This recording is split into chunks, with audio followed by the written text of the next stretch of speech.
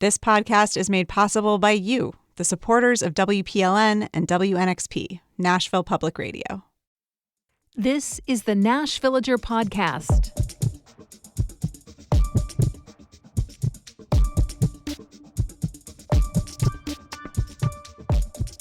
It's June 20th, 2025, the longest day of the year. That's right. Today is the summer solstice. After a 5:30 sunrise, the sun won't set in Nashville until 8:07 tonight, making for a day that is 14 hours, 37 minutes, and 21 seconds long. Plus, dawn and dusk, making it feel even longer. I'm Nina Cardona, and this is your daily digest of what's happening around Middle Tennessee with historical context from Nashville Public Radio, WPLN News. A few years ago, my husband and I took a little camping trip for the summer solstice. We didn't go far, just down to Manchester.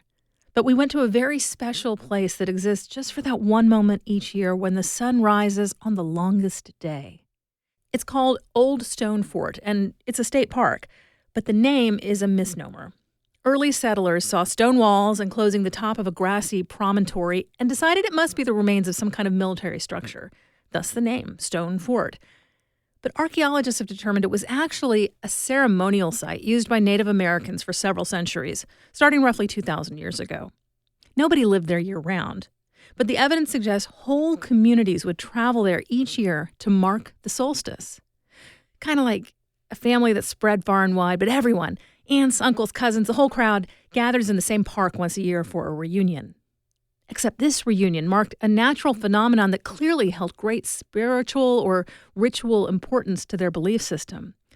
And the land itself was adapted to be a kind of open-air structure designed around that phenomenon. Old Stone Fort is kind of a hard place to describe, but let me try.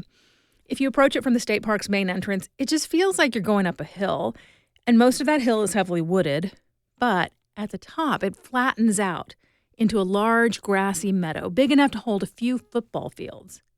And along the sides and far end of that meadow, just as the trees start up again, the land falls off, carved away by two waterways, the Duck River and the very similarly named Little Duck River. They drop in elevation as they head southwest, then curve in towards each other and join just below the far end of the meadow to become one river. The trail that traces a path through the woods around the meadow gives views of multiple waterfalls as the rivers drop farther and farther down. And they also give you a chance to see what remains of the stone walls covered in a layer of soil, which sadly isn't much. They were easy pickings for 19th century settlers in need of building supplies. But by studying what is still there, archaeologists have determined that all of the stone came from all the way down at the river level.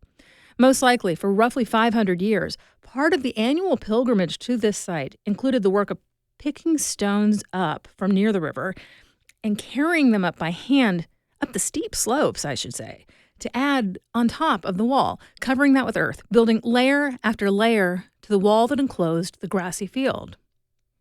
The wall, or technically walls, it was two, one nested inside the circumference of the other, were almost entirely solid all the way around, except for spots where the topography was impassable enough that a human-made wall wasn't necessary. Other than that, there was only one opening to enter, with small mounds on either side. And that opening lines up perfectly with sunrise on the morning of the summer solstice. These days, the effect is a little muted because trees get in the way of the horizon. It's believed that people who celebrated the solstice here kept that area clear so nothing blocked their view of the sun through the opening each year. And a thick layer of charred material tells us what they did at that gate. It seems as though everyone took their place inside the walls, and then at some point around the time that the sun was perfectly framed, the wall was essentially locked shut with a massive fire. As long as it burned in that space, no one could enter or exit. These days, park rangers pay homage each year by placing a small fire bowl at that spot. You can get around it. The bowl keeps the fire under control. But it certainly helps you picture at least one element of what that gathering would have been like 2 millennia ago. That's why my husband and I went to see the solstice there. We don't have any particular beliefs around it, but we were curious to see that little glimpse into a society that lived in such a very different way from us, especially given that they lived in this area that we've called home for most of our lives. But I don't remember ever hearing about Old Stone Fort as a kid. I know my social studies textbook briefly mentioned that the native nations like the Cherokee and Shawnee who lived in this area when Europeans first came around were far from the first society in this place.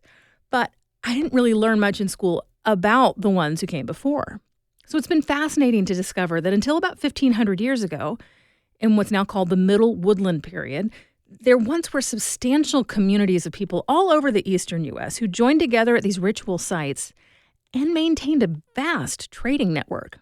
There are enough similarities to the Hopewell site in southern Ohio and the Pinson Mounds near Jackson, Tennessee, to suggest that the people who gathered in those places shared a culture with the ones who spent each summer solstice at Old Stone Fort. In all of these places, those people built astounding structures from stone covered in dirt so that the walls and mounds added massive shapes that became part of the land itself. And they were incredibly precise. The summer solstice sun always lines up with the Old Stone Fort skate. Always. And they clearly knew which day that would happen. We know those things now, too, but we've also got a lot of sophisticated tools to help with that. I personally have to look it up every year just to even know what day the solstice even is. And when I look at a chart of sunrise and sunset times for this month, well, remember how I told you down to the second how long this longest day will be? It's only 2 seconds longer than yesterday. Tomorrow will be all of 3 seconds shorter than today. That's an incredibly fine difference, and it drives home how deeply in tune ancient peoples must have been with the natural world to craft places like Old Stone Fort or Stonehenge or anywhere else that lines up with the cycles of the sun in Earth's sky. In just a few minutes, a little bit of local history that's much more recent as Rose Gilbert talks about the latest episode of The Country in Our Hearts. That's coming up after the newscast.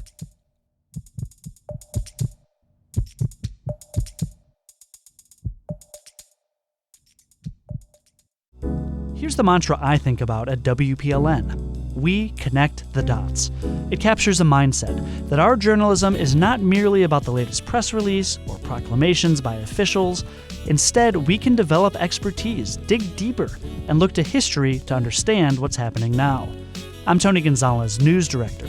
When I'm planning coverage and editing stories, the best part is being part of a team that's curious about our community and invested in its future. Here's the latest from WPLN News. Transgender kids in nearly half of all U.S. states will not be able to access gender-affirming care. In a landmark decision, the U.S. Supreme Court this week upheld Tennessee's ban on the care for minors in a 6-3 vote along conservative liberal lines.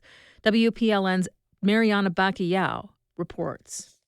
Writing for the majority, Chief Justice John Roberts said that the court's role is not to judge the fairness of the law, but whether it violates the Equal Protection Clause, which the court found it did not. Tennessee ACLU attorney Lucas Cameron Vaughn says that the loss of access to care, including puberty blockers or hormone therapy, will affect hundreds of thousands of people here. Many of them are discussing potentially moving out of the state or moving out of the country. Families in Tennessee are able to go out of state to obtain care, but unfortunately, many do not have the resource to do that. Tennessee Attorney General Jonathan Skrmetti celebrated the ruling, calling it a victory that transcends politics. Mariana Baca-Yao, WPLN News. Deadly and damaging April storms across Tennessee have qualified for additional federal disaster relief. President Donald Trump said on social media yesterday that he approved the request for help from the governor. Details about the types of aid were not immediately clear. Multiple tornadoes killed 10 people across the state in the first week of April, and hard-hit McNairy County had more than 300 structures damaged. Flooding also prompted voluntary evacuations and impacted wastewater treatment plants in multiple counties. The governor sought aid for 24 counties and asked for individual cash assistance for a subset of those that were hit the hardest. Evangelical leaders are targeting Tennessee Senator Bill Hagerty in a quiet campaign to restore funding for HIV/AIDS prevention in Africa. PEPFAR, as it's known, has saved an estimated 26 million lives by administering retroviral drugs, often in partnership with Christian organizations. The program stalled this year when funding was cut in half by President Trump's budget. Amy Grant headlined an event held at a church in Brentwood this week, along with other worship leaders and Christian songwriters, including Matt Maher. I couldn't think of a more great opportunity just to be able to give back and to say, yeah, if I could be here tonight to just celebrate what God is doing through PEPFAR, but also continue to implore people for the sake of the gospel to keep doing the same thing. Speakers included former Southern Baptist leader Russell Moore and former Republican Senate Majority Leader Bill Frist. He reminded the audience that evangelicals were among the original supporters of PEPFAR when it was proposed by President George W. Bush. Attendees were asked to lobby their congressman, but Senator Hagerty was highlighted in particular since the Senate has yet to vote on the president's budget. The wrongly deported man who now faces federal charges in Tennessee is shifting to a new legal defense team. In a brief filing, Kilmar Abrejo Garcia asks to move away from 4 appointed federal public defenders. His new defense is led locally by Rasco Dean, a former top federal prosecutor in Tennessee, and a trio of attorneys at a high-profile New York firm. Metro Council approved Nashville's new budget this week. The $3.8 billion spending plan is marked by higher property tax bills, more funding for schools, health services, and affordable housing. It also includes a $24 million increase in police spending. That's something some residents took issue with, even those who were largely supportive of other aspects of the budget. One such Nashvilleian called into our daily show, This is Nashville, to ask Mayor Freddie O'Connell about the increase. O'Connell gave a breakdown of the police funding. Southeastern council members and community members have clamored for a new police precinct in a fast-growing part of the city for a long time. I'd say about half of the overall investment we made in the department is just for staffing that new precinct. We also know that there has been, for a lot of public school parents, a real focus on public safety needs in schools, including school resource officers. So we have a lot of focus on that. The mayor says that MNPD did have other requests that went unfunded. A local organizing group, the Nashville People's Budget Coalition, released a statement supporting the budget while criticizing the police funding. The group had campaigned for a non-police community safety plan. While that plan did not receive any funds in this budget, the group hopes to be involved in a new community-led safety plan from the health department. As part of Juneteenth celebrations, the National Museum of African American Music debuted a new documentary on the Metro Human Relations Commission. The 17-member panel was created 60 years ago and is described as the conscience of the city. Executive Director Reverend Davy Tucker talked about their work on This is Nashville. If you think about your conscience, it can be this little nagging thing. And that's kind of what MHRC is, really. In size and scope, we can be this little nagging thing, almost like being pestered by a bug or something.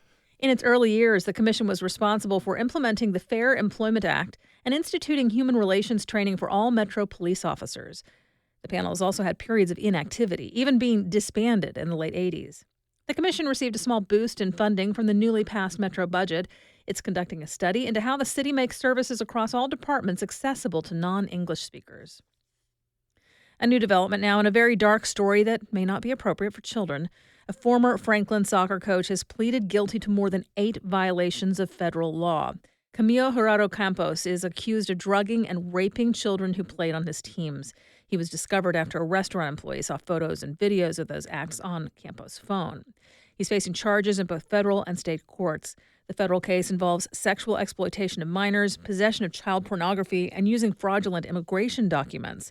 Sentencing is scheduled for October. Campos has not yet appeared in Williamson County Court. That's where he'll face the roughly 24 charges of violating state laws. After he serves sentences handed down by those courts, prosecutors say Campos will be deported.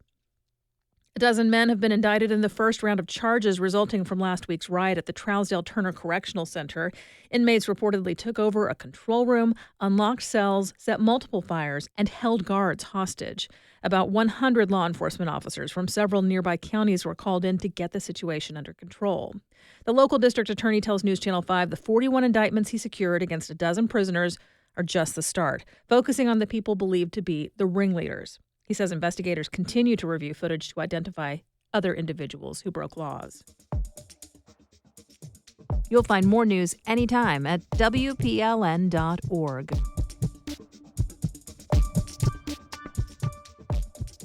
From WPLN News in Nashville, I'm Nina Cardona. This week on WPLN's new podcast, The Country in Our Hearts, is a story about one of the more difficult moments in Nashville's Kurdish diaspora. But as reporter Rose Gilbert says in the episode, this is a podcast about history, including its hard, complicated chapters. Rose is back with me again to tell us more. Hi, Rose. Hi, Nina. So this episode traces the life of one young Kurdish man who came of age in Nashville and then found himself in the crosshairs of this so-called difficult chapter, which revolves around the formation of a local gang known as the Kurdish Pride Gang. Yes, so just to back up, the Kurdish Pride Gang is an incredibly sensitive subject in the Kurdish community here. There's a lot of shame, a lot of concern for individual reputations and for the community's reputation. So I'm sensitive to that, and I want to bring that up to start. Many of the people that I've spoken to point out that this gang is largely a thing of the past, but it did happen. And it happened to one of the people I was following as part of this podcast, a man named Aran. So I asked him to explain to me what this gang was. You know, this is a way of keeping our pride intact, keeping our or defending each other. So, you know, let us Kurds become one. What did they feel they had to defend themselves from? You know, we have strength in numbers. This is a way for us Kurds to stay united, to defend each other, let's say, from the next gang or the next group. Aran and his family arrived in Nashville in the 1990s as part of a wave of Kurdish refugees, which coincided with the war on drugs and the rise of American gang culture. These families settled here and enrolled their kids in public schools. And it was there, Aran says, where they ran into pre-existing gangs, competing groups with their own colors and codes, and they decided to join in. Other people have their gangs, so why shouldn't we? Why shouldn't we? Exactly. Ours? It was part of a bigger pattern in immigrant groups across the nation who formed their own cliques. In Nashville, it wasn't just the KPG. There was also the Asian Pride Gang and the Mexican-American Brown Pride Gang. And then, you know, something small just grew bigger and bigger, right? So this was deeply American. It was, in many ways, part of the assimilation of these young people. How big was the KPG? That's a complicated question. The Kurdish community at this time was big, but not that big, and tight-knit. Everybody knew someone who knew somebody. So even if only so many kids were actually formally part of the gang, everybody had a relative or a friend, or not everybody, but lots of people had a relative or a friend of a friend who was affiliated in some way. And that kind of haziness led a lot of young Kurdish men to feel targeted or profiled by law enforcement during that time. I do remember hearing about this gang back in the day. They were responsible for some bad stuff, right? Oh, yeah. I mean, members of the gang were convicted for a variety of offenses, from, you know, small-time petty stuff like drug possession and vandalism to violent crimes like attempted murder. So that is part of the story. And there was a lot of concern. There was a lot of ink spilled at the time, you might remember. Absolutely. And as part of trying to get this under control, the police reached out to the community for help, including to a man named Dr. Kermanj Gundi, who I spoke to. Let me tell you a story. Gundi had a teenage son of his own. And one day, while eating lunch with Detective Anderson, I wrote my son's name and put it before them. I said, if the name was familiar to them. And Officer Anderson looked at it and said, he is in our radar. His son wasn't a member, they said, but he had friends who were. Gundi was shocked. The first chance he got, he took his son downtown to the police station to try and scare him straight. We went there and they took us to a conference room. And after a few minutes, both came with huge 3-ring folders. Each says KPG. They came down hard on my son. They asked him so many questions about who they were, whom did he know about in the KPG gang organization. He did not say a word. He did not give a name of anyone. Wow, this episode seems very complex, very layered. Yes, definitely. And over the episode, you see how this guy that I followed, how one of Aron's biggest mistakes led to what he calls the best decision of his life, which was to move to Kurdistan. And that's where I met him. Rose, thank you so much. Thank you, Nina. You can listen to The Country in Our Hearts at WPLN.org/Kurdistan or wherever you get your podcasts. This is Nashville's local news and NPR station, 90.3 WPLN News.